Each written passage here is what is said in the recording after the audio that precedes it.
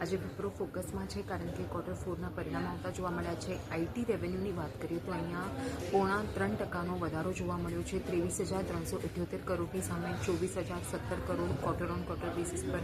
Dollar ટર્મ્સમાં જો revenue જોઈએ તો અહીંયા 0.6%નો આપણને વધારો થતો જોવા મળ્યો છે, એટલે કે માઇનર વધારો કહી શકાય। $2635 મિલિયન સામે $2651 મિલિયન ક્યુ બેસિસ પર। આઈટી એબિટની વાત કરીએ તો 1%નો વધારો અહીંયા 4,115 કરોડની સામે 4,155 કરોડ।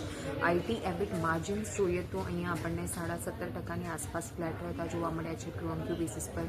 સીસી આવક ગ્રોથ અહીંયા 0.2%નો વધારો જોવા મળ્યો છે ક્વાર્ટર ઓન ક્વાર્ટર બેસિસ પર। હવે વિપ્રો તરફથી જે Q1 FY27નું જે ગાઈડન્સ આવતું જોવા મળ્યું છે એના પર નજર કરીએ તો તેઓએ ગાઈડન્સ આપ્યું છે કે જે આવક છે તે Q1 FY27માં $2,597 મિલિયન થી લઈને $2,651 મિલિયન ની વચ્ચે રહેવાની અપેક્ષા છે। અને સાથે જ સીસી આવક ગ્રોથમાં -2%થી લઈને 0% ગ્રોથના અનુમાન પણ તેઓએ આપ્યા છે ગાઈડન્સમાં। સાથે જ 15,000 કરોડના શેર બાયબેકને પણ મંજૂરી મળી છે કંપનીને મેનેજમેન્ટ તરફથી।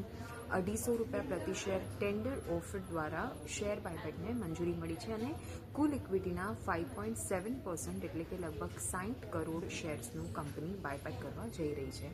તો ઓવરઓલ સમાચારના લીધે શેર પણ આપણને રિએક્ટ કરતો જોવા મળી રહ્યો છે અને અહીંયા વેચવાલી આપણને જોવા મળી રહી છે આજે વિપ્રોમાં।